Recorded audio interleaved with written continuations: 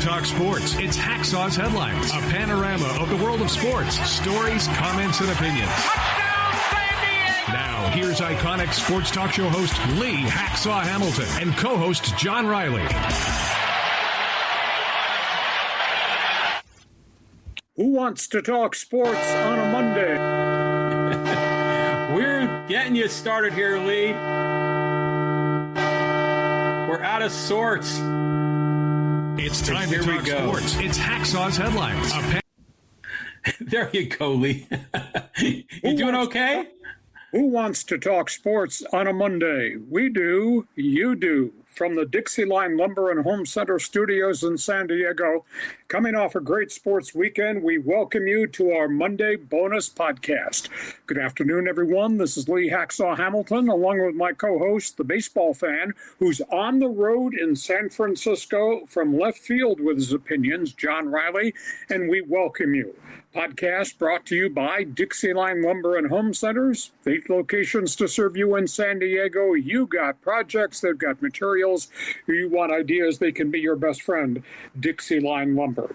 John Riley, good afternoon. I don't know if we're living on borrowed time. I'm here, you're there. You got your fingers crossed. We got started a little late. We got a few glitches.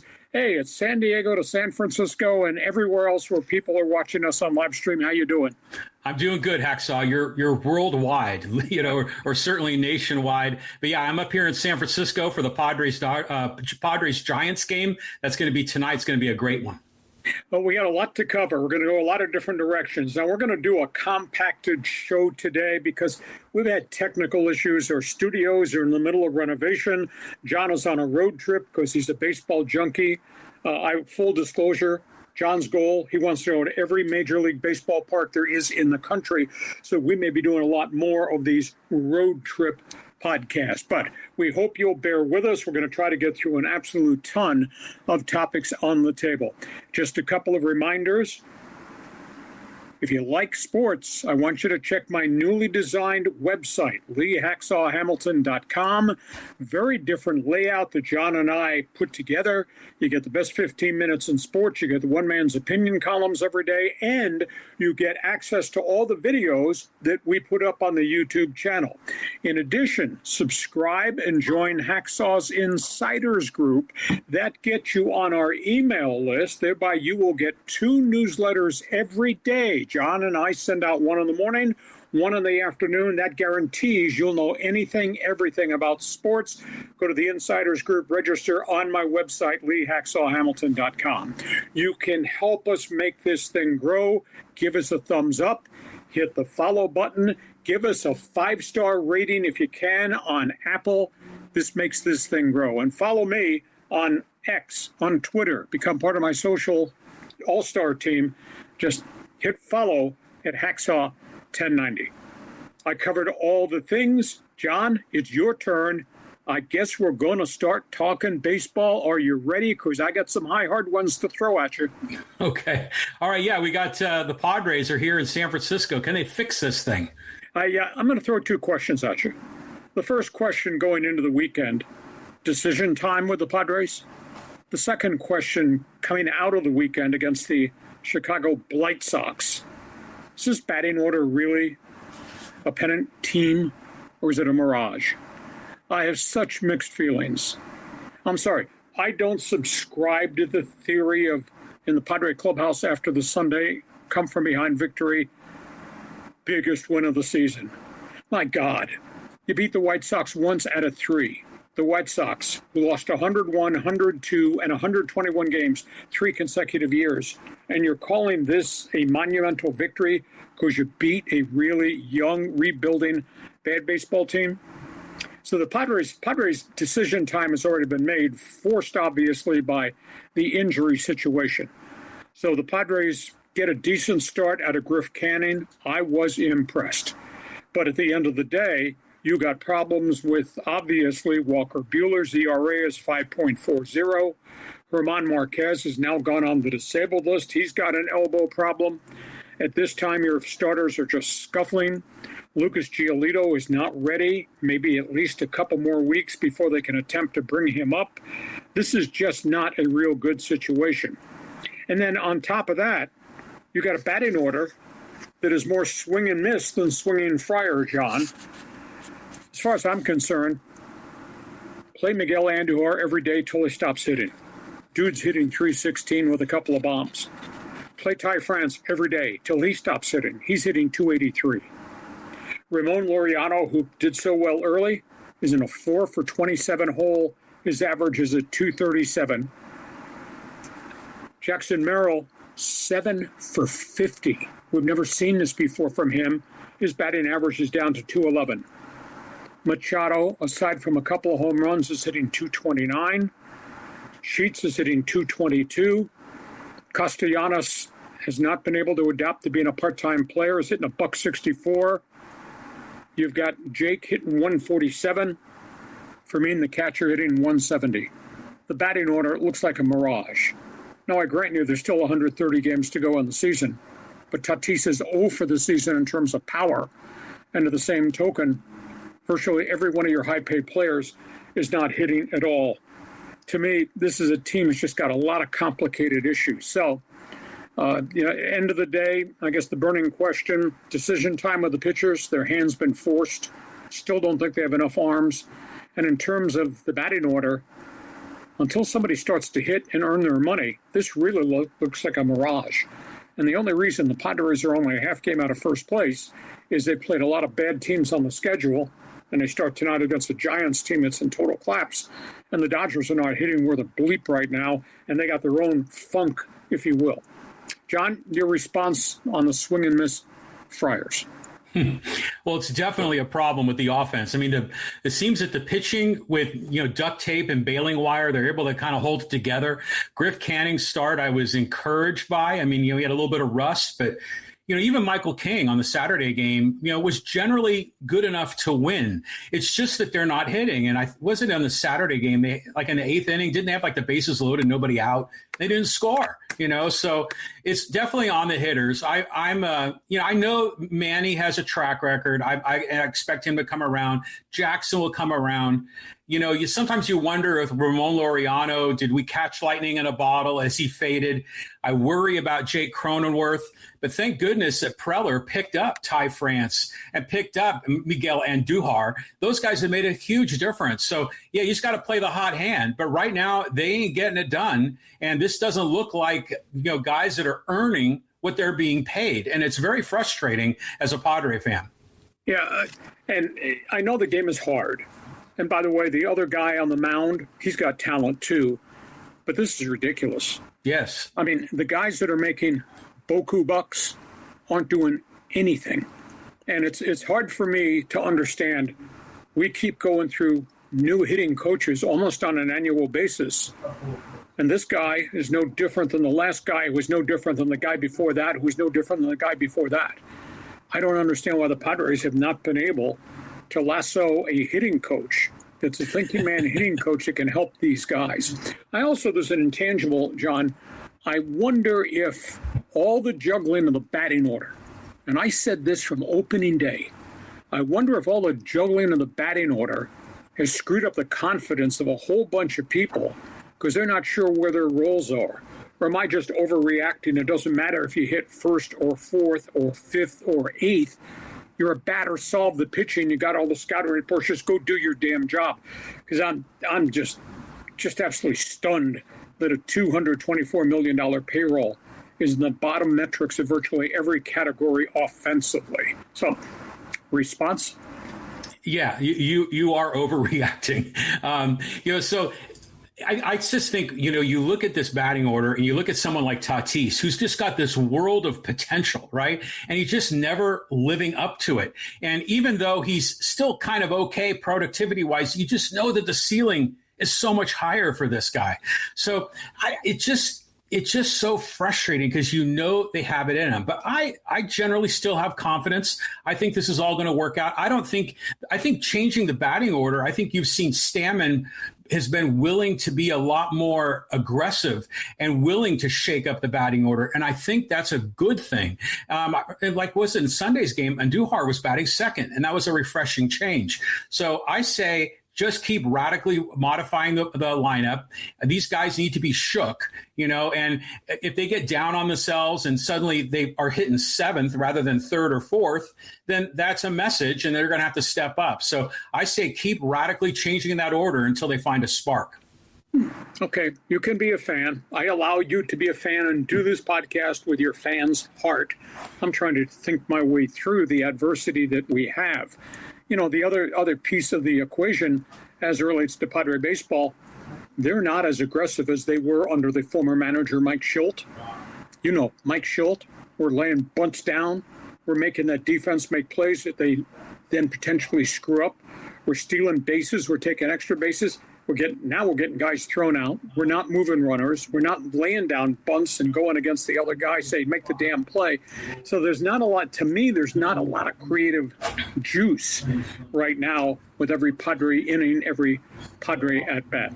I know it's no longer a small sample size because we're 30 plus games into the baseball season, but that's my spin. Well, did you like it last year when Luis Ariz was laying down bunts? I mean, this is a guy that was a batting champion. The only thing he can really do well is get base hits. I don't want to see some of our better hitters laying down bunts. Like if Bryce Johnson wants to lay down a bunt and be Johnny Hustle, number 9 in the batting order, that's fine. But I want my dudes like getting some slug, and we don't need to play small ball. We just need our guys to hit the way that they are being paid to hit and where their track record is proven that they can hit.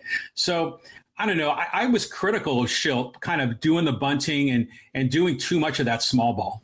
Okay, we're going to argue all day on this one, I'm sure. Let's leave that. Let's go to Dodger Angel baseball because that's the next topic on the table, and they all got issues too, John. Yeah, disappointment and disgust. Yeah, let's just talk about the other team, the Dodgers. They're only a half game ahead of the Padres in first place. Let's just talk about the Dodgers at 21-13. Let's talk about the Dodgers who've lost 9 of their last 15 with that all-star batting order.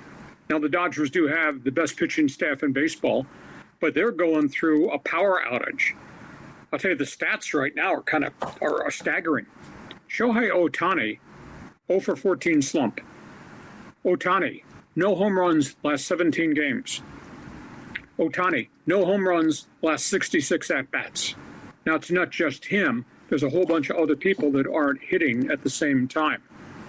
Get this, the Dodgers in the first 22 games hit 42 home runs, John. In the last 12, they've hit 3. This is not the same Dodger team at this point in time. Ohtani looks really fatigued to me. Not on the mound, because he has given him unbelievable dominant starts every time. But at home plate, he just seems to be struggling. He looks confused. I think he looks tired. And at this point, there's no Mookie Betts coming back. He just had another setback with the oblique, and the pain returned this past week. Pages has cooled off. Freeman is not vintage Freeman. Muncy's hitting occasional bombs, but not hitting for the mega average. Dodgers just are not a complete baseball team right now. And the only reason the Padres are only half game back is the Dodgers' hitting attack has gone away. Now, Blake Snell came back with his 4th rehab start last night and went 4 innings, gave up only 2 runs. They've told Blake Snell one more start, and they're going to elevate him. Sasaki had a really rocky early outing on the weekend and then finished retiring his last 10 batters in a row. I don't know if that's building confidence, whether he found something. They're trying to do something different with his splitter. He pitched a little bit better, but he still got way too many guys on board. He's still giving up home runs along the way. So to me, the Dodgers still have chunks of issues. And how about Robleski, the left-hander? An afterthought coming out of the Cactus League. Starting pitcher, John, 5-0, 0.56 ERA. Holy cow. Has he saved their bacon? He, Ohtani, Yamamoto, and to a degree, Tyler Glasnow. So we got the Dodgers situation. You want to comment on that before I talk about the Angels? Go ahead. Yeah. I'm going to bust out my violin and start kind of, woe is me for the Dodgers. They're going to be fine. They're just going through a little. If you consider they're still in first place with no Mookie, no Blake Snell. Shohei Ohtani's gone into a bit of a slump. But, here on the fans forum, Alejandro was just saying that Ohtani was named player of the month for April. So they're fine. I mean, granted, they go into a losing streak, and then everyone else in the NL West decides to go on a losing streak. It's just Dodgers, Dodgers, Dodgers. Everything goes their way, and I wouldn't get too worked up about it, Lee. Okay. Other team. Let's just talk about the Angels situation, because the word that seems to be swirling everywhere around the Big A is disgust. Disgust with a team that is now 13-22, a team that's lost 12 of its last 14, a team that has now had its bullpen blow 12 games of the 22 games that they've lost. How staggering is this statistic? Their bullpen, in a 10-game stretch recently, John, has had a collective ERA of 10.66. Think about that. And their starting rotation, aside from Soriano, just has not gotten a lot of run support. And they're just in all kinds of trouble. They just got rid of Jordan Romano. Pomeranz has an earned run average in the 8s. There is no Ben Joyce. They just released Sean Anderson. Rodriguez and Manoah are both staggering on rehab assignments in the minor leagues. And now they lost Kikuchi. He goes on the disabled list with shoulder discomfort. This is ugly at the Big A. And this morning, the New York Times and The Athletic wrote a skewering article about Perry Manassian, the general manager, all of his failed moves over 6 years. How about this stat on the out-of-town scoreboard? In 6 years, under Perry Manassian's leadership, the Angels are 163 games under 500. Think about that statistic. And the New York Times wrote, this guy's optimism is not reality. And everybody in the media seems to be tired of his condescending approach that all's fine. It's not all fine when you're sitting there at 13-22, half the batting order isn't hitting, and obviously you don't have enough starting pitching, and your bullpen is frayed. What a disaster from top to bottom at Angel Stadium. John, response? Yeah, it is a disaster. And it's just so weird because if you look back over the last 15 or so years, you've got the Angels signing guys like Albert Pujols. You go back a little bit further and you got Josh Hamilton and there's been a lot of big signings there. They made the effort for Ohtani. It seems like Artie is trying but can't figure it out. And now he's just sort of given it up. And he's saying that his fans don't care about winning. It's just like a big shrug in Orange County. I don't get it. I just don't get it at all. I had some hope at the early part of the year because the Angels looked pretty promising. Trout got off to a hot start, but he's just gone into the tank. I just don't know what to think about these guys, Lee. And we got 130 games of Angel baseball. This style of Angel baseball, it's just awful. Okay, so that's a summary of where we are because we're baseball-centric with the Padres, the Dodgers, and the Angels. But, John, we got other topics on the table. Do you want to peek inside my baseball notebook? Yeah, let's peek inside the Hacksaw baseball notebook. What do we got here, Lee? Yeah, let's just talk about let's start about bad baseball. Let's talk about the Mets. Here's the burning question. Steve Cohen spent a lot of money. This year, they have the highest payroll for 2026, higher than the Dodgers. That's mathematics, that's average salary and all that, not deferred money. Highest payroll. They are sitting there at a disaster at 12-22. They've lost 18 of their last 23 games. Soto has been hurt twice. Kodai Senga has a spine injury. Bichette seems to be a man without a position that they're forcing to play. Here's the biggest question to me. Is this the right general manager to run this team? We're talking about David Stearns, who came from Milwaukee. But I'll tell you what, he let Pete Alonso go, and they've just never been able to replace key component guys who are allowed to exit. So that's a big issue with New York Met baseball. It's almost as if, and one of the columnists inferred this, and if I read between the lines, it's almost as if you hired a guy with a small market mentality as to how to run a team, and a big market with lots of money and he's got these players that don't fit. And to complicate it, Lindor is hurt, and Lindor's attitude seems to have gone south. What a bad set of circumstances that is for New York Mets baseball.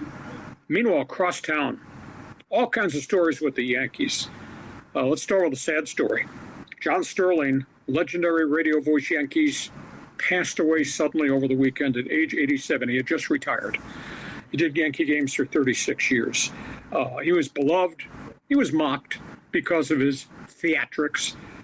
He's the one, Yankees win, Yankees win, Yankees win. But yet it became a phrase because the Yankees did win a lot. And he's the one that said, A-Rod, a home run, and some of his other catchphrases. The Yankees win. That's right. But he was beloved. John Sterling, sadly, passes away. They've overcome an awful lot. As we sit here having lunch today, the Yankees are 23-11, and they're just banging the hell out of the ball. And despite the poor start of Aaron Judge and the fact that Bellinger did not hit early, and Jazz Chisholm, as of last week, was hitting .202, and Grisham was hitting .151, and Ryan McMahon's hitting .167, the Yankees are sitting there at 23-11, and they're about to get both Garrett Cole and Carlos Rodon back. Those two guys have had 3 consecutive strong rehab outings, and they're about to rejoin Max Fried probably within a week on that pitching staff. So Yankees are making a shambles out of the American League East. And to quote John Sterling, the Yankees win. So we got that to talk about. Milwaukee, at this point, not what they were. And at this point, you can't survive losing 2 starting pitchers in 1 week. They've lost Brandon Woodruff. He's re-injured his shoulder. He, of course, courageously has come back from 2 shoulder problems. Looked like he was on the beam. He's gone down. He's gone on the disabled list. And then they lost the 100-mile-an-hour guy, Jacob Mizorowski. He goes down with a hamstring injury. So that's a big setback there in Milwaukee. Red Sox, Garrett Crochet, disabled list, frontline starter, ERA over 6, shoulder problems. And of course, the Red Sox are not hitting. Red Sox have not quite figured out what the role for Jarren Duran should be, even though they changed managers. So there's a bit of an issue there. And a late-breaking story, John, is just as we were coming on, the Tigers' pennant hopes have taken a dash. Tarek Skubal, surgery, bone spur in his elbow. That could be 3 months.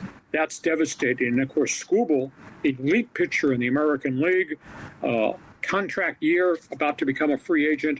Luckily, it's not ligaments. I'm led to believe it's a bone spur, but boy, that's a big setback. So, John, you're going to tell me about the Mets. You can talk about announcers. What do you rate John Sterling? Talk about the others. Go ahead.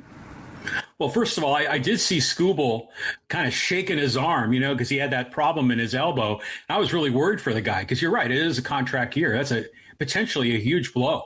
But going back to your original list here, first of all, I think it's fantastic to see the Mets having all this drama and seeing guys like Frank Fleming that are the big Mets fans just completely coming unglued. I think there's a lot to be said about Juan Soto and the curse of Juan Soto. And is he part of the cancer that causes a lot of this dysfunction with the team? It's ridiculous. I mean, that team should be so much better, but they just aren't. Well, but he is hitting .303. We're not talking about a guy hitting .186 and drawing walks. He is hitting, but the whole atmosphere and everything around Soto doesn't seem to fit. Yeah, well, you're talking about the Brewers, and the Brewer GM went to the Mets. Didn't the Mets get one of the Brewers starting pitchers in the offseason? Yeah, but the Mets have so many injuries and so many young pitchers that it just quite has not come together. And Senga, who is supposed to be, the cornerstone, hasn't pitched at all. He's got so many physical issues that have just kind of come out of nowhere. So the Mets are not a complete team. I think the better baseball from the Mets pitching staff, John, is in the future if they can get all the other young guys to get there to Citi Field to join the pitching staff, but they're not ready. Yeah, the Mets have got trouble. Hey, by the way, John Sterling, I mean, yeah, he had his own style, but you know what? I'm doing a podcast with you, the voice of the Chargers. I like play-by-play guys that have a little bit of a personality, a little bit of emotion. I think that makes the game better, don't you think? You love French pastry, don't you? Is that what you describe yourself as? No, you know? I describe myself as bleeping brilliant. Everybody's got shtick, and his shtick was okay. The tabloids used to beat the crap out of John Sterling because of the catchphrases. Well, the catchphrases became identity because they were really, really good. So, now he's a good broadcaster. I interviewed him a couple times. Nice man. He kind of disappeared real quick, but he was 84 when he stepped aside. And then we found out that there was some heart disease, and he had a bad heart attack in January, and now this is a fall off from the heart failure. So they're very sad. To me, he's not Mel Allen, who I grew up with, but I believe that because he did this for 36 years and kind of became a persona, they should probably put a plaque up in the legend sections in the outfield there, behind the outfield wall with John Sterling's name on it, because he was really popular. Yeah, I mean, but New York baseball fans have always had these really famous announcers, Mel Allen, Red Barber, even the young Vin Scully, and they've always had catchphrases and emotion, and they've brought personality to the game. That's what makes baseball great. I mean, I'll tell you what, I travel around the United States, and I like to listen to the home radio play-by-play guys wherever I'm in some random American city. And so many of them are just so vanilla, so plain, so boring. It's great to see an announcer that can really kind of take it up a notch. Not bad. That's not a bad call at all. Okay, last baseball topic. So we have just spilled into the month of May. And baseball is a stat-driven game. There's stats for this and that and this matchup, etc. How about this set of stats? Pop this board up that we just did the research on. This is automated balls and strikes for the month of April. This is the first month of the baseball season. 53% of the calls at home plate upheld. The umpire was right. 47% overturned. Umpire was wrong. Now, who's putting their hand on the helmet to say, review this? The catchers. 60% of the catchers' challenges were correct. 46% of the hitters' challenges were correct. And the pitcher standing out on the mound saying, that was a strike, only 41% of those guys were correct. What do you think about the month of April scorecard on ABS? I love every bit of this because in every one of these cases, it's an attempt to get it right. And they go back, they look at the video replay, they look at, even if the ball just has a microscopic tick of the strike zone, it's called a strike, as it should be.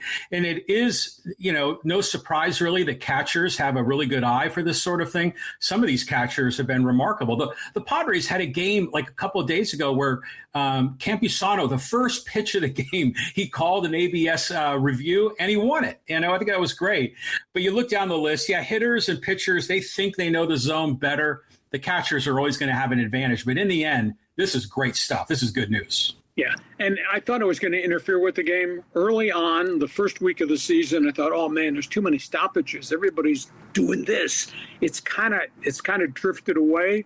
Also tend to think that the teams now have decided, let's really not do this unless it's a most important pitch if the bases are loaded, or it's something that might kill a rally.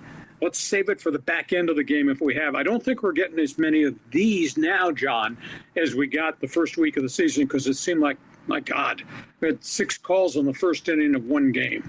Yeah, there are times when I wish a player would go to the helmet, but it might be the first at bat in the 5th inning with nobody on, and they don't do it. But in the end, I would love it if we had ABS for every pitch, every single pitch. And that way we would get it right. And I think we've proven that it doesn't disrupt the flow and rhythm of the game. I don't know. I don't want to extend these games. I mean, this season, baseball's worked really hard to get the time frame of games down. They've gotten it down to 2 hours and 32 minutes, I think, last year. So far in the first month of the season, the games have gone to 2 hours and 42 minutes. Now, I don't know that that's all baseball related. There are more balls and more bases and balls and more walks in the first month of the season. Maybe that's got something to do with it. But I don't think we want to get back to the 3-hour game or the 2-hour and 45-minute game. So we'll just have to bear watching as we go. But those are the numbers from the first week of the season. Okay, this is our Monday bonus podcast. I'm on here in San Diego. He's up there, baseball fan beginning his tour of all 30 major league ballparks. John Riley is with us on the road from San Francisco. We hope you're enjoying our baseball podcast today. Now we're going from that. Let's move. All things NFL Notebook is open. NFL Notebook. Let's bring up the big board here, Lee, for you. And here we go. Got some Chargers news. Yeah, let's just kind of jump around. We'll start with the Chargers in the notebook. The Chargers today, this afternoon, at this hour, are working out former Pro Bowl tight end David Njoku. Great career, Baltimore Ravens. Better career, Cleveland Browns. Still got some gas left in the tank. Veteran guy who can catch a lot of balls. They're looking for a third tight end. So Njoku might be that guy. The second Charger storyline, this came as a real surprise because I had been told from NFL insiders and sources they were going to trade Quentin Johnston, but they couldn't get the value they wanted. So they elected to keep him for the fourth year of his contract because it was very affordable. Now, he had a 5th-year option worth $18 million, and I was told they would trade him if they could get the right pick, keep him, and then maybe not pick up the 5th-year option. They picked up the 5th-year option at the end of the week. They owe him $18 million next season. I was a little surprised with that because now if they trade him or cut him, they eat the entire $18.7 million. But at the end of the day, his progression has gone up and up and up. You know, I think he went from 35 catches to 50 to 55. Now, has he become a dominant guy Sunday by Sunday? No. Has become dangerous, catch the ball, yards after catch? Yeah, that's still out there, but there's never been a level of consistency with him. But anyhow, they picked up the 5th-year option, so they got him. So they've got themselves McConkey, and they got Q, and they got the 2 kids that they drafted a year ago. And obviously they've got 2 tight ends, and maybe Njoku comes on board as the 3rd tight end. So that's the Charger update there. Interesting story in New England. So they hold their first mini camp post-draft, or maybe I should say first mini camp post-Mike Vrabel scandal.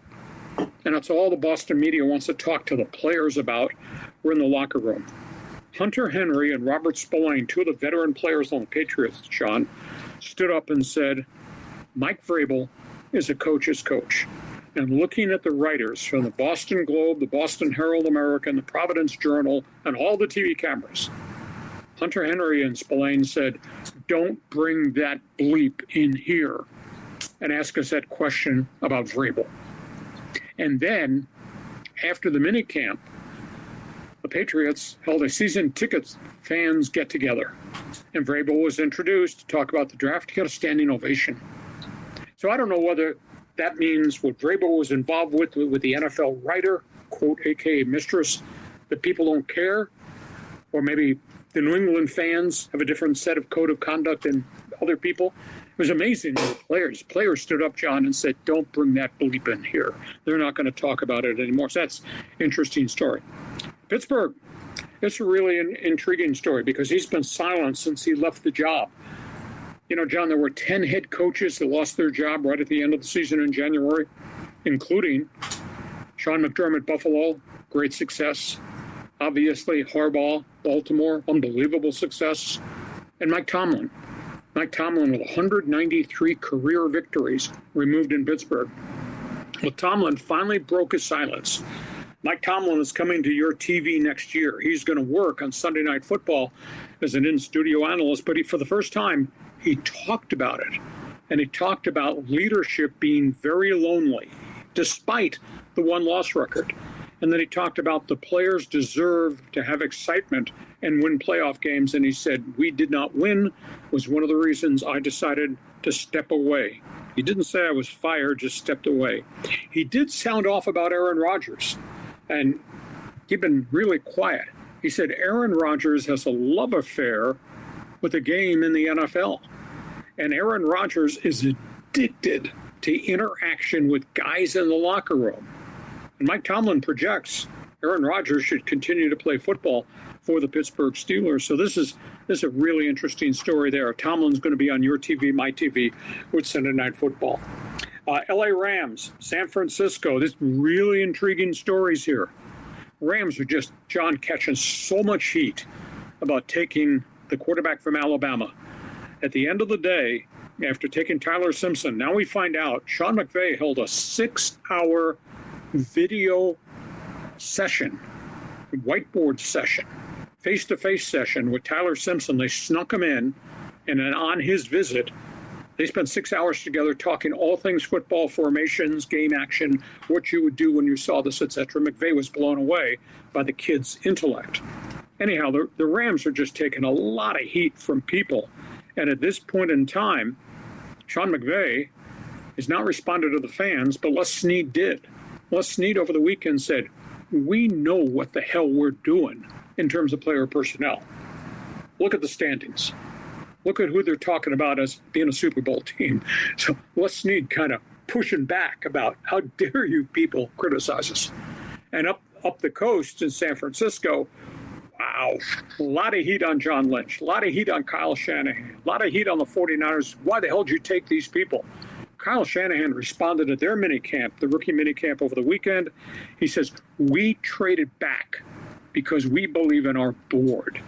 And look at my record in San Francisco. It's like 93-72. It says, we know personnel. And that wide receiver was still on the board in the second round, and we wound up with 8 draft picks. We got guys that regraded out highly. We know our business. Don't tell us who to draft. Oh, so a lot of pushback from a whole bunch of people around the National Football League. John, respond. A few things. I mean, here at San Francisco, a lot of 49er fans were aghast that they didn't take a guard, an offensive guard, and they kept trading back. And so there was a lot of confusion. But, to your point, they have a track record. Well, let's just see how it goes. I mean, this is just some sort of, I guess, media-created drama, in my opinion. I think Tomlin has handled his situation like a pro, because you know that there are times when it's just time to shut it down. You just know that it turns into a grind and that the players need a refresh. The organization needs a refresh. And frankly, maybe Tomlin needed a refresh in his life. And he took advantage of that. He actually pushed the button rather than someone else pushing the button for him. So I look forward to seeing him on TV. I mean, if I'm the Steelers, I turn the page on Aaron Rodgers and all the drama.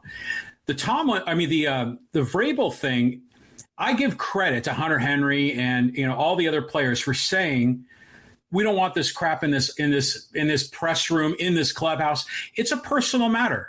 It's not football related. It's not illegal. I mean, it's obviously a situation that Vrabel needs to manage in his personal life, but it's not something that the sports media needs to be hound dogging him. I mean, this goes back to TMZ influence in the world of sports. And I just think it's just, again, more paparazzi nonsense.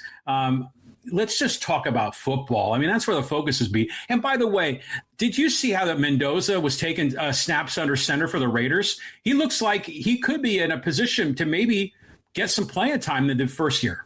Yeah, but it's early in the process. I mean, just taking snaps under center at this point in time doesn't really mean a hell of beans, because, that's different than any other aspect. What's your spin on the Chargers situation with Q, the tight ends, and the changing of their philosophy of what they were going to do? You ever see people make these charts that say, your progress in life, and it's never a straight line. It kind of goes up and down and sideways and over and back. And eventually you kind of work your way up there. I think Quentin Johnson is on one of those pathways, because we'll see, those moments where you're like, holy crap, this guy is athletic. He can catch the ball. He's got speed. He's got all the ingredients for success. And then the next time you see him, he's dropping a pass. But he seems like he's making some incremental moves. He's going in the right direction. So I think you stick with him. Now, didn't the Chargers draft another receiver that was like super fast? Yeah, they drafted a kid that Joe Ortiz compared to Tyreek Hill. Now, oh, wow. Until this kid from Mississippi State can show that he can take the pounding that Tyreek Hill takes, I'm going to withhold judgment as to where his name is Brennan Thompson. I mean, he's 5'6", 164, and ran a 4.29, and he's at average 18 yards per catch. But that's at Mississippi State against 5'8" cornerbacks. This is the NFL where you're going to get blasted. And little Darren Sproles. Well, exactly. Well, Sproles is different. He's a running back. This is a wide receiver. But we'll see. I mean, the Chargers now have all 5 wide receivers because they got Brennan Thompson. And the one that's missing in the conversation, there's no Keenan Allen there yet. Now, might they bring him back, but at what role and at what price? I guess I was surprised because they own Quentin Johnston for another year at 2.8. There was no critical need to make a decision on that 5th year right at this point in time, but they made the decision. So now they are saddled with whatever kind of season he has. They owe him 18.7 next season, which that really kind of surprised me. What about Darius Davis? Kick return guy. Got to stay healthy. But he's no different than Brennan Thompson. But Thompson's a rookie, and Thompson's got to prove he can do it. Davis has done it. But Davis was supposed to be a receiver. Well, he's more kick return, punt return than he is receiver. Okay. So that's where we are, all things NFL. Last topic before we get to halftime. This Monday bonus podcast with me here, John Riley on the road covering baseball. Let's talk college football because this is a really tacky story, John. Yeah, lots of scandals here with Texas Tech and Michigan. Yeah, let's talk first of all about the Texas Tech situation with Brandon Sorsby. He has entered a hospital for gambling addiction, and the depths of the story are pretty deep and pretty sordid. Now we find out that the Cincinnati quarterback, who started his career at Indiana, has an acute gambling addiction, that he made over 10,000 gambling bets on apps. There were $20 bets, there were $5 bets, there were $2 bets. The guy was betting on games he played in, games of teams in his conference, his own team. He was betting on balls and strikes at Cincinnati Reds games. That's a pretty damn severe addiction. Anyhow, NCAA has voided his transfer to Texas Tech. This morning, he just hired antitrust lawyer Jeffrey Kessler to defend him to try to get reinstated. I don't know how this is humanly possible to think that they can sue the NCAA because it's right there in black and white. You're on scholarship, you're part of the NIL, you can't gamble. You can't gamble on anything. And yet this guy placed 10,000 bets. He was placing 20 bets a day. Wow. So there's a real acute sickness there. And you got the SORSBY situation. The other one is the Sherrone Moore University of Michigan story, John, is not going away. His mistress, who was a football assistant, finally spoke out and admitted she was in a 2-year relationship with a married man who had 3 kids, and he bullied her to stay in the relationship. But she also indicated that the university was aware of the relationship, did nothing about it, and she was urged to stay in the relationship because Sherrone Moore was such a volatile person with terrible mood swings as head coach at the University of Michigan. Now, this is a little bit far-fetched, but then she confirms that she got pregnant and that he, Moore, urged her to terminate the pregnancy, a.k.a. abortion. And that happened while she was at the University of Michigan, too. He is suing the university. She's suing. It's an ugly, ugly story. And the fact that she related that the university infrastructure knew there was a relationship and allowed it to go on, and then she got bullied into staying in the relationship. Wow. So there we are with that story. Quick couple side notes. Let's talk Aztec football. I think they got a new quarterback. I think the transfer from Kentucky should get real serious consideration once they've come out of the spring game to what the offseason workouts are going to be. Stone Stewart was 14 for 21, threw for 100-plus yards. Jaden Denegal threw for 92 yards. Offense didn't do a hell of a lot in terms of going deep down the field with any consistency. Didn't run the football very much. But I thought Stewart was really composed with what happened in the Aztec spring football game. And one other note, speaking of Aztecs, they just landed another European, John, in basketball. Diviad Torsani, a 6'2" jumping jack guard from Treviso, Italy. He averaged 7 points a game as an 18-year-old playing in the Italian Pro League, coming off the bench. Is committed to the Aztecs. This guy, I saw a video on this guy. This guy jumps through the roof. Now we'll have to see if he's more of a drive it to the basket layup guy, if he's more of a rebound guard than a shooting guard outside. But this is the second Euro to come. This comes after they signed Luka Skoric, the 6'9" three-point shooter from Croatia. And I've been told there's a third guy, a big man, a post player that they're after that they still think they have a chance to sign. So Aztec football, that's what I saw coming out of spring football, and obviously this late development, the story at noon today with them landing a jumping jack guard from Italy. So they've found avenues to get to Europe to get some unique players.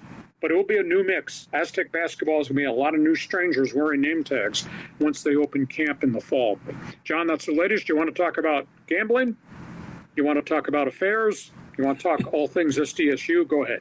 Just some quick comments. First of all, with SORSBY, if he was betting on his own games, then they should drop the hammer on that dude. And by the way, you say he's betting on balls and strikes for the Reds. I wonder if he was involved in that Emmanuel Clase thing with the Cleveland Guardians. I mean, who knows? But the Sherrone Moore story, it's interesting to compare Sherrone Moore with Mike Vrabel, because I think the Sherrone Moore story is legit for the media to cover because a staffer was involved, and there was a lot of manipulation, maybe some coercion, trying to, it just was not what a well-run organization should be doing. So I think this is fair game to go after Sherrone Moore, but Mike Vrabel, I'm not so worried about it. And, go Aztecs, man. They're recruiting the globe. They're all over the world. Dutcher is making it happen. Okay. We are at halftime. I'm here in San Diego. Baseball junkie with his opinions from left field. He's on the road in San Francisco getting ready to cover the Padres against the San Francisco Giants. We are at halftime. This podcast is brought to you by DIXIELINE Lumber and Home Centers. 8 locations to serve you in Southern California. Got projects? They've got materials. They are known for a lot of things, not just wood and lumber. Look at the layout of the windows. Look at the design factor with the doors. If you're thinking changes to your house, if you're thinking renovation, if you're building something new, you want something different, think DIXIELINE. John, go ahead, take it from there. Yeah, these guys, DIXIELINE, they're just been in San Diego for over 100 years, helping build homes all throughout the county. And DIXIELINE, by the way, is part of Builders First Source, one of the largest or the largest lumber company in the United States. So if you're looking to renovate your home, if you want to build it, fix it, and enjoy it, DIXIELINE Lumber is your go-to place for builders, contractors, and for homeowners. DIXIELINE Lumber. Just a reminder, we do this podcast, and we do a lot of other things. I have a brand new website. We redesigned it. I want you to sample it because it's really different. I had designed my website 14 years ago. It was a little bit old school, which was great, a lot of information. But we redesigned LeeHacksawHamilton.com. Much easier to navigate, and we've added not just my best 15 minutes in sports, which is all written, or the one man's opinion column, which I write a column every day, but we've added a lot of video content to the home page. Sample it. Tell us what you like. Give us a thumbs up. Give us a thumbs down. Like to see what you're doing because we're doing something really different. And by the way, when you go to LeeHacksawHamilton.com, on the right-hand side, there's an orange box. Fill it out. Get on the email list. I want our newsletters in your inbox every day. We send out 2 sports newsletters a day, one in the morning, one in the afternoon. They are yours. Just register to get on the email list. And we want you to help us build and grow this podcast. Thumbs up. Give us the follow button or give us a 5-star rating on Apple. And follow me on social media. I am on Twitter. I am on X, just at Hacksaw1090, or just write in Lee Hacksaw Hamilton. Hit the follow button.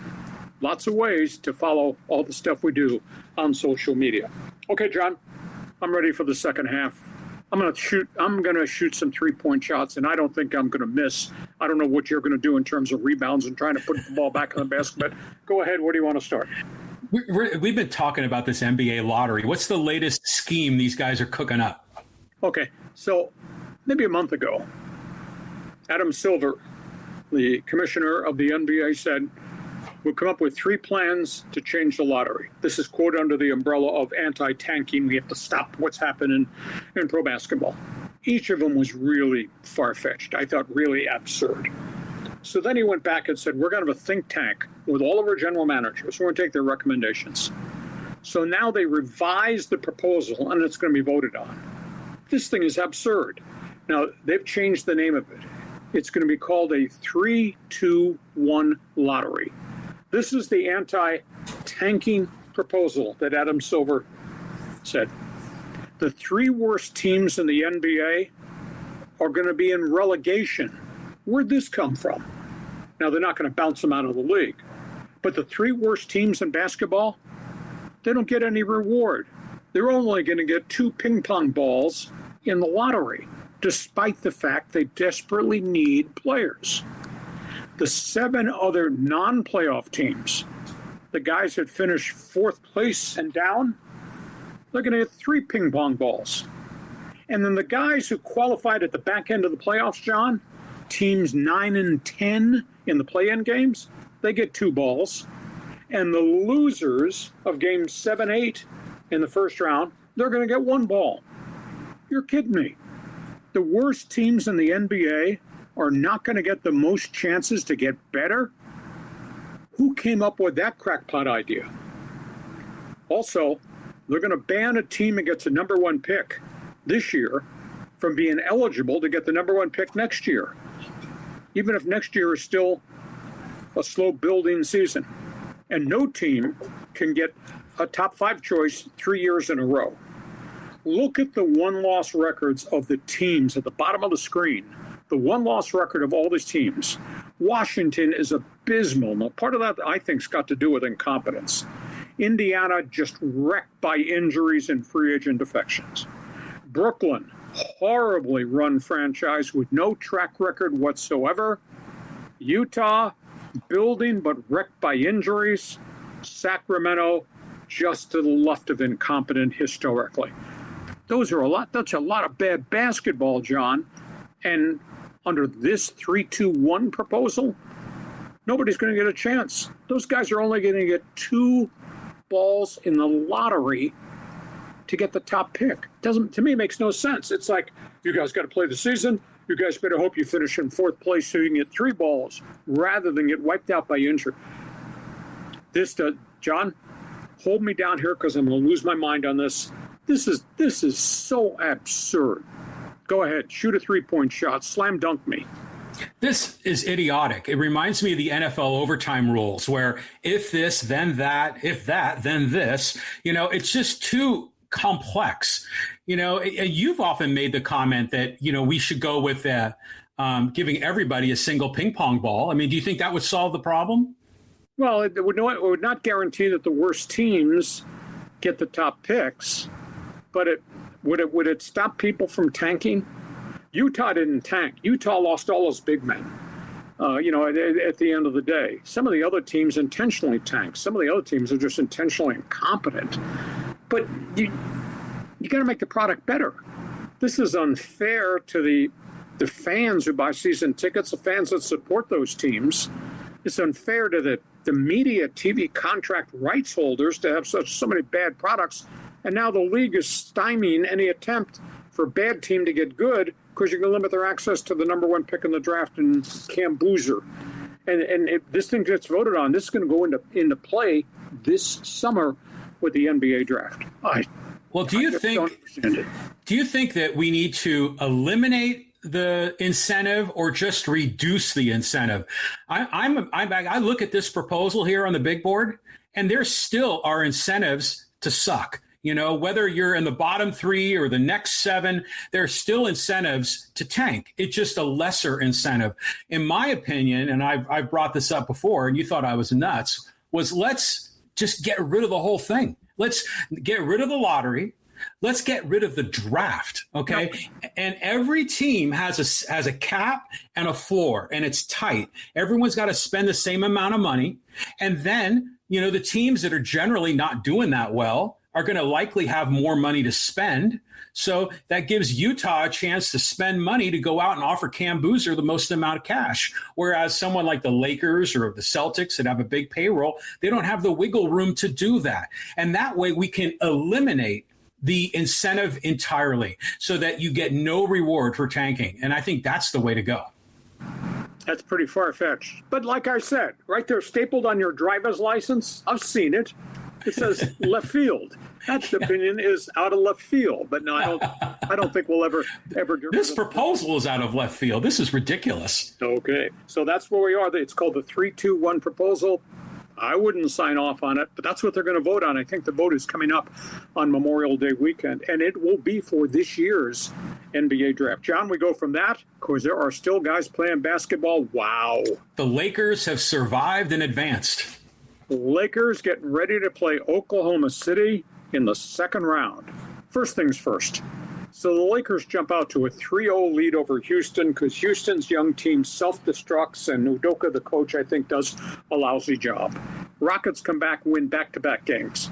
And then the Rockets spend 3 days after winning denouncing LeBron, mocking the Lakers that it's over. And then the Lakers go in there and smoke them on their own court and win the fourth game to eliminate them. I mean, it was really, really ugly. So that's kind of a unique story there. LeBron James carried them. Austin Reeves, coming off the bench, finally healthy despite the oblique injury, had some big games. DeAndre Ayton and Kennard played well early. After that, they got figured out. And now they got to go play OKC. Oklahoma City is 68-18.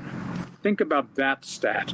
Oklahoma City, led by SGA, Shai Gilgeous-Alexander, who's averaging 33 in a game in the playoffs. They got him. They don't have Jalen Williams, but they do have Holmgren. They do have Hartenstein. They do have guys coming off the bench who can score. They have the number one ranked defense in the league. So that's what LeBron and all these guys are going to face tomorrow night when game one happens in Oklahoma City. OKC's averaging 119 a game. OKC's giving up only 106 per game. OKC's defense is limiting the other guy to 43% shooting. OKC leads the league in rebounding. I mean, this could be blowout city, but the Lakers got through the first round because of the youth, the inexperience, and I would say the immaturity of the Houston Rockets. And by the way, there's a lot of fallout in Houston that Kevin Durant is an ill-fitting star to this team and maybe shouldn't be there. So maybe there's something happening off-season with them. Denver, really ugly. They got taken out in this nasty series by Minnesota, and immediately Nikola Jokic pops off, sounds off. Jokic tells the media in the dressing room after the game that we need to make changes. We are so far from being a team that can contend. We need to make changes. Now, I don't know if that means the coach, whether that means the chemistry of the roster, but Jamal Murray had just a wretched series against Minnesota. The big guys were hurt, didn't play very well, and Jokic was really upset that they got eliminated in the first round of that playoff series. Cleveland survived to play, got out of the first round against upstart Toronto. Cavaliers are moving on to the second round, and they're going to have to play Detroit. And Detroit escaped. Cade Cunningham, thank goodness he's on that roster because he kind of single-handedly carried what appeared to be a really immature Detroit Pistons team. So the Cavaliers are moving on there. The Knickerbockers, I don't know if you saw what happened in that final game, the Knicks in Atlanta, John. I mean, I've seen a lot of basketball. I've never seen anything like this, especially in postseason. The Knicks led Atlanta at the end of the first quarter, 40-15. Yeah. It was 83-36 at halftime on Atlanta's floor. They shot 65% at halftime. In the third quarter, the Knicks led by 55 points in a playoff game against the Atlanta Hawks. So the Knicks are moving on. They're going to play Philadelphia. And I'll tell you what's cool. I mean, these are two of the old established NBA teams. You got a Knicks team that's really got some guys who can play. I mean, I happen to think Jalen Brunson's a hell of a player. And right now you got Brunson's going to line up against Philadelphia's unbelievable guard, Tyrese Maxey. And then you got the bigs. I mean, the Knickerbockers right now, Karl Anthony Towns is playing pretty well, and he's going against Joel Embiid, who right now is kind of playing with a chip on his shoulder, and he's playing really good basketball too. So that's really going to be fascinating to see how that series turns out. So bring on the Lakers versus OKC. I don't think they're going to go very far. You want to talk hoops? Go ahead, John. No turnovers. Give me an opinion. I was wrong on the Lakers. You were wrong on the Lakers. We both thought they'd be one and done. Here they are in the second round, shocking the world. But surely they can't survive the Oklahoma City Thunder. Hey, what's going on? Is Luka coming back? You said he was maybe going to practice with the team. What's up with that? He's doing limited workouts, but he's not game ready at all. There's really no option there. They can't bring him back with the fear that he's going to re-injure it if he's not close to 100%, and he's not doing all basketball-related cuts, runs, and all that. He can't do it at this point because of the hamstring. So I don't think we'll see him in the series at all. Okay. And then, by the way, I mean, I thought it was a refreshing change of pace to see Joel Embiid and the Sixers knock off the Boston Celtics. Yeah. I mean, that's a big upset. So, let's see how deep the Sixers can go. Yeah, but that's tougher. Here's Jason Tatum coming off the Achilles, and he got back fast. He played really well, and then he went down with a knee injury. So he didn't play that final game, which is too bad. But I think Philadelphia and New York, A, they don't like each other. B, they're both pretty explosive basketball teams. So I don't pay much attention to a lot of East Coast basketball, but this is a series worth watching because Maxey versus Brunson's going to be great. And the battle of those two bigs, that's going to be good too. And then you got Spike Lee and the boys in Philadelphia. How cool is that going to be with the fans? Yeah, NBA playoffs are terrific. Bring it on. Yeah, very much so. Speaking of hoops, I mean, we're just putting all these topics on the table. I don't buy this. I don't buy this at all. They're doing it. They're doing it because it's a cash grab, and they're screwing everybody along the way. We're talking about the changes in March Madness. They're going to vote. They're going to go from 68 to 76 teams. They're going to go, John, from 4 play-in games to 12 play-in games the first 2 nights of the tournament involving 24 teams. And the problem is, who's going to be part of the play-in games? So instead of having 8 teams in the play-in, we're going to have 24. You know what they're going to do? They're going to take the best team in the one-bid leagues, whether it's an Aztecs from the Mountain West or New Mexico, whomever. They're going to put them in the play-in games. And they're going to take every 10th and 11th place team from the majors and stick them in on the other bracket in the play-in games. So you're going to see 16-loss teams in the play-in games because they want to take the sucker to 76.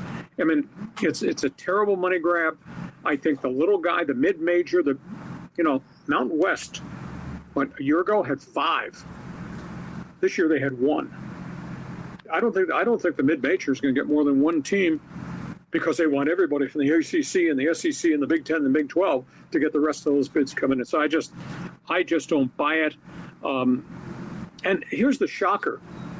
They're not going to redo the TV contracts. There's no increase in the media rights package if they go to 76.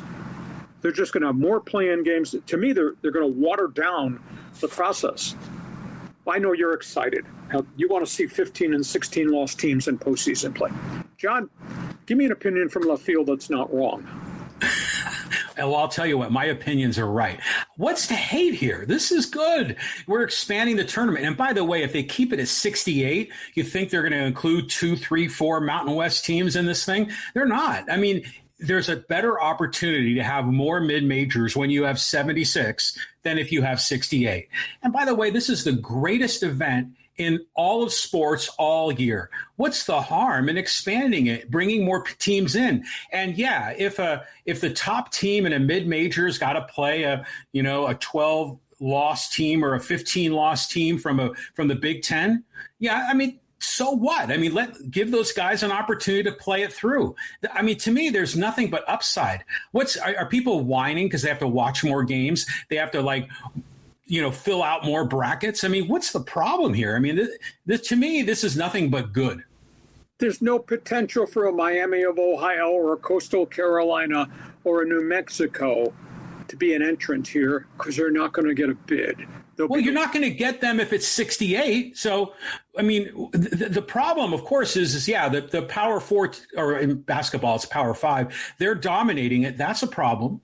But if you keep it at 68, it's not like suddenly we're going to get a lot more of these mid majors. It's going to be the opposite. So this at least gives more open slots for a team like.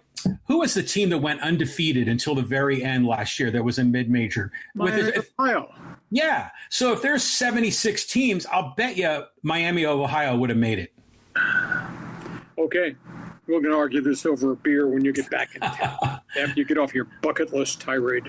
Okay, we go from that. All things hockey. Let's talk puck. Yeah, here we go. The Oilers are a little bit disgruntled. Yeah, let's just talk about storylines, different stories, different places around the National Hockey League as we're moving into the second round of the playoffs. Era over Edmonton Oilers. I don't know what the fallout's going to be. Oilers got eliminated by the Anaheim Ducks. Hell of a series. But this is Edmonton. This is a Stanley Cup finalist 2 years in a row that never got there. And the Oilers got done in by bad goaltending, lousy play from their blue liners in front of their goaltenders, and then we find out that Connor McDavid had a fractured ankle, that he got clipped by one of his own players, and he played with a fractured ankle through that playoff series with the Ducks. It's an end of an era, and Connor McDavid and Leon Draisaitl, who've been the heart and soul of Edmonton Oilers hockey, and they're in their exit meeting interviews over the weekend. McDavid of the opinion that we have become an average team in a market of high expectations, that we just did not get the job done. And then Draisaitl said the organization has regressed. They have not put the right chemistry players, starting from goaltender on, around the stars. In essence, 97 and 29 are having to carry too much of the workload. In essence, the front office has failed the Edmonton Oilers. So that's quite a story. How about the Ducks? The Ducks have arrived. What a eclectic collection of players that they have put on this roster. This is a very good young skating team. The stage is not too big for Cutter Gauthier, for Carlson, for the other young players. They complemented them over 2 years' time with trades for entrusted veterans. And then they went into the marketplace and they got guys like Alex Killorn to come on board, who's got a nice career, playoff time. And Lucas Dostal has stoned some teams along the way and seems to be a red-hot goaltender. This thing has really come together. You know, the Ducks won the Stanley Cup, I think it was in 2006. But the Ducks have gone 8 straight years without a playoff win. And now the Ducks are going to the second round of the playoffs. I mean, so it's just been absolutely amazing. But they open with Las Vegas. Damn, that's going to be hard. Vegas, 6 20-goal scorers. Vegas with Jack Eichel and Mitch Marner. Vegas got problems, though, in goal. Because none of those guys, Carter Hart, Oscar Schmidt, Hayden Hill, is what I'd call a Vezina Trophy type goaltender. So this can be fascinating. And then there's the intangible. You got these two head coaches. I mean, Joe Kenville of the Ducks, unbelievable portfolio, Stanley Cup champion, playoff victories, and obviously Philadelphia's coach comes with great success, having been at Tampa and having won 4 different places. So this to me is going to be a great series. Ducks versus Las Vegas Golden Knights. Speaking of growing up on the job, how about the Montreal Canadiens? Hell of a series with Tampa Bay. I was glued to the TV. My goodness. You know, we had in Game 6, we had the goaltenders duel. Andrei Vasilevsky versus Jakub Dobeš. Between them, they made 62 saves in one game. That wound up being a 1-0 Tampa win in overtime. That sent us to the 7th game. And in the 7th game of that playoff series, Montreal went 27 minutes without a shot on goal. and won. In the third period, a Montreal winger fired a puck on goal from a bad angle. It hit the goaltender on the back and bounced into the net. And that was the game winner for Montreal to eliminate Tampa Bay. So here's Montreal just ready to go as they're moving in to the second round of the playoffs. Obviously, it's not going to be easy for Montreal because dead ahead, you got some really good competition. But there's really, truly a changing of the guard in the NHL. Now, there were some stunners along the way. Minnesota Wild defeated Dallas, which was a shocker. That was an even-Steven matchup between two teams of goal scorers. But then Minnesota last night, first game against Colorado in the second round, 9-6. They lost 9-6. Just absolutely amazing. Goaltenders were under siege. And the last topic on the table has to do with the Toronto Maple Leafs. I don't understand this hire. They just hired a general manager today. His name is John Shaka. John was the general manager of the Arizona Coyotes. He got fired. He got expelled from the National Hockey League for running illegal workouts with potential draft picks. They stripped the Coyotes of draft choices, fined them money, and he's been out of hockey since that point in time.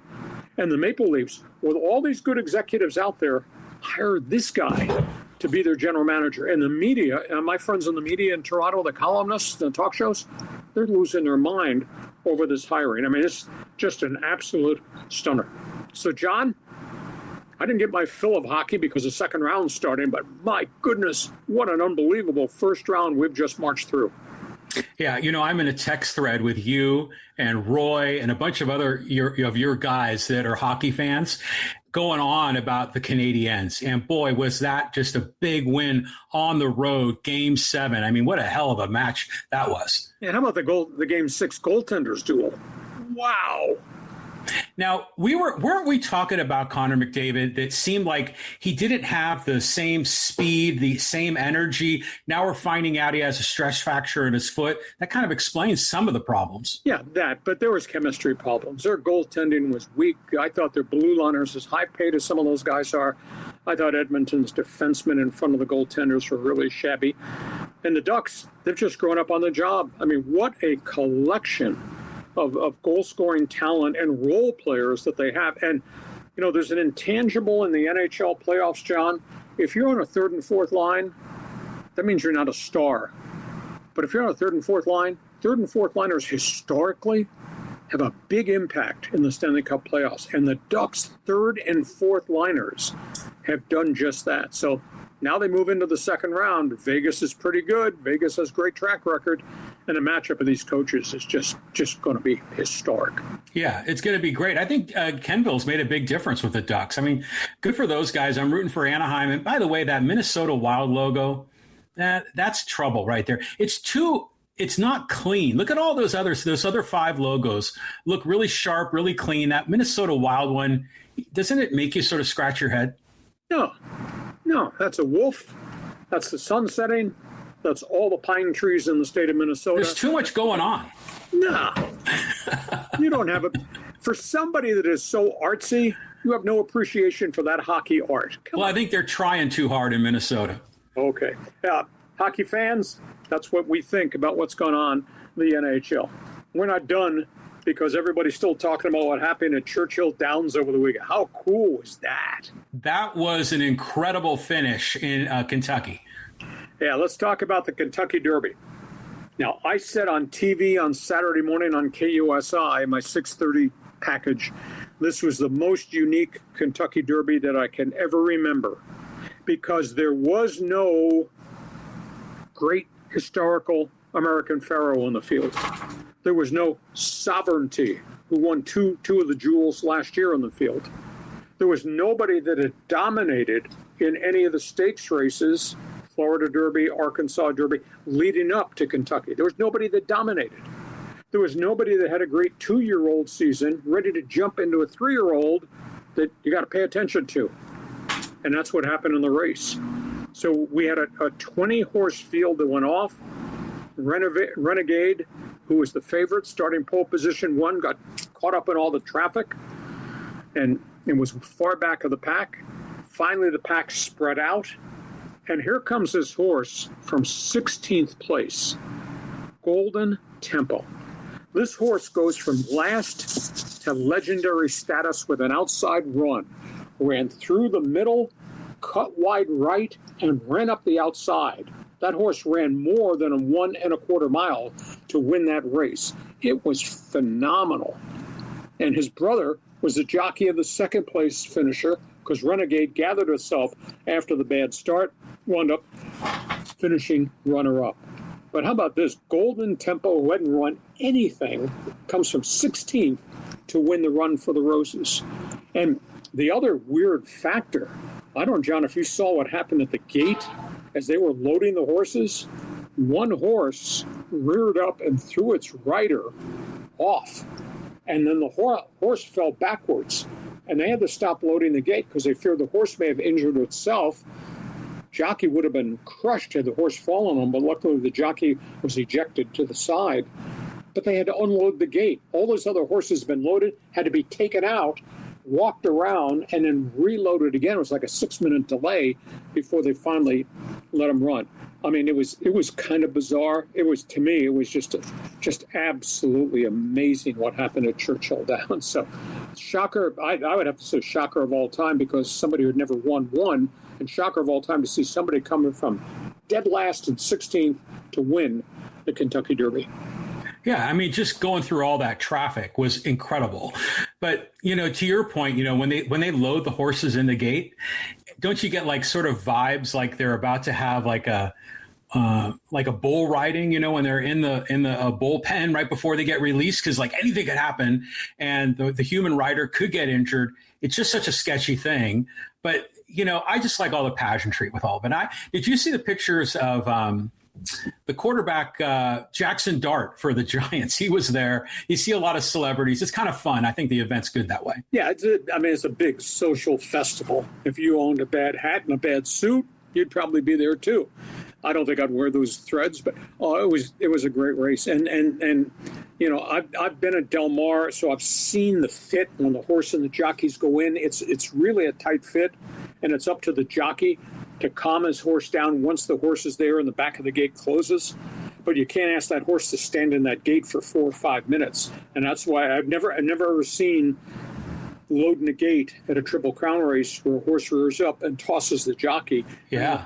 They have to stop the whole process, unload everybody out of the gate, walk them around, settle them all back down. Had never, ever seen that before. But so now we'll see what happens, because, a couple of weeks we're going to go to the Preakness at Pimlico, and then we'll have the third jewel of Triple Crown in Belmont, and we'll just see if somebody else surfaces to challenge what this horse accomplished, or was this a once-in-a-lifetime thing that maybe this horse will finish in last place next time it runs. It was fascinating Saturday at Churchill Downs. Hacksaw covers it all. We do. Hey, listen, we hope you have enjoyed this. Because we're on the road and because we're doing it from 2 different cities today, we're going to give you a rain check on Fans Forum. We're going to be back in studio on Thursday, and we'll try to make up for everybody who's joined us in Fans Forum and has put a comment in the chat box. We will try to get to all of them on Thursday. We'll be back here Thursday at 1:30. Give my co-host with opinions in left field a thumbs up. He got this thing technically on the air because there are a lot of complications. Dude has to start his tour of all 30 major league ballparks. So we got through the first one without taking a hit. So congrats to John. Hey, Lee, what's going on with all these books over your right shoulder? Are these like old LA Chargers programs or something? No, that's travel historical books. There's just too many books in my house and my library's overflowing. So, hey, so much sports information. I got so many bookcases in this house. That's unbelievable. Amazing. This podcast has been brought to you by DIXIELINE Lumber and Home Centers. 8 locations to serve you in San Diego. You got projects, we got materials. You got help needed. They can be your best friend. They'll be your consultant. Go to DIXIELINE.com. John, you go enjoy Padre baseball. Can you hit? Would you like to hit 5th in the batting order tonight? Or would you like to help the Giants, who've lost 6 in a row? You go enjoy Padre baseball against the Giants up in the Bay Area. And then we'll come see you Thursday. And everybody who's with us on the podcast will rain check you. We'll do the Fans Forum and all your comments on Thursday when we see you at 1:30. John, good job. Yeah, good job to you. And hey, Randy Vasquez is going for the Padres tonight, so maybe the Pods can win 1-0. Somebody's texting me and says the letters SD on his cap. Does that mean some dumbass? Everybody's got an opinion, even those who are wrong. Show me your lightning bolt. John, have yourself a great day. Thanks for doing this. We'll see you come Thursday. And to you, thanks for joining us on Hacksaw's Headlines. Join us again for Hacksaw's Headlines on YouTube, Facebook, and Twitter. And find the audio version on your favorite podcast apps. Touchdown, San Diego! For more content, go to LeeHacksawHamilton.com.